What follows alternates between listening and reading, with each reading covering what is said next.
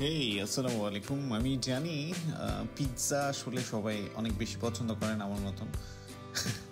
মোটেও না, আমি মিথ্যে কথা বলেছি। আমি পিৎজা খুব একটা বেশি পছন্দ করি না, তবে কোনো কোনো ক্ষেত্রে পিৎজা অনেক বেশি ভালো লাগে। এই যে দেখছেন কাঁটা চামচ দিয়ে কি করছে, এটাকে বলে আমি জানি না, এই এখন সস দিচ্ছে এটা আমি জানি। দেখেন সস কিভাবে দিয়ে কিভাবে এটাকে পুরো প্রসেস করা হয়, পুরো বিষয়টাই কিন্তু আমার এই ব্লগে একটুখানি বোঝানোর চেষ্টা করেছি। এই যে এখন সস দিয়ে এটাকে ছড়িয়ে দেওয়া হচ্ছে চারপাশে। এটাই বোধহয় করে পিৎজা যারা বানায় সবসময়। আর এই যে সস দেওয়ার পর সবচেয়ে বিশেষ পার্ট হচ্ছে টপিংস যখন আপনি অ্যাড করবেন। টপিংসটা কোথায় গেল? এই যে টপিংসটা পেয়ে গেছি। হ্যাঁ, টপিংস যখন দিবে ওই চিকেন, তারপর মাশরুম, তারপর আরও কী কী অলিভ, মানে ব্ল্যাক অলিভ, তারপর আরও অনেক কিছু এখানে অ্যাড করা হয়।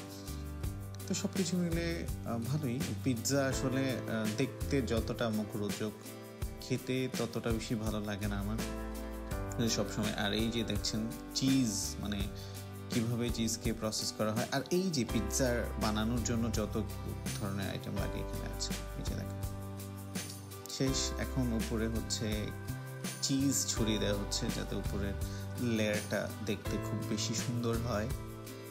আর এই তো পিৎজা বানানোর পরের যে প্রসেসটা, সেটাও আমি আপনাকে দেখাবো যখন ওভেন থেকে সেটাকে বের করা হয়। আর এই যে ফাইনাল লুক, এভাবে করে এখন একদম ওভেনের মধ্যে ওরা সেটাকে ঢুকিয়ে দিবে। দেখতে ভালো লাগছে, আমার মনে হয় খেতে ভালো লাগবে। এই যে ফাইনালি দেখেন আমাদের পিৎজা রেডি। এই যে কত সুন্দর পিৎজা, আহা, খেতে অনেক মজা। আর পিৎজা খাওয়ার পর মনে হলো খানিকটা আবারও ক্ষুধা লেগেছে। এখন একটু কাবাবে ঢু মারা যাক। এই যে কাবাব দেখেন, কত প্রকারের কাবাব এখানে ছড়িয়ে ছিটিয়ে আছে।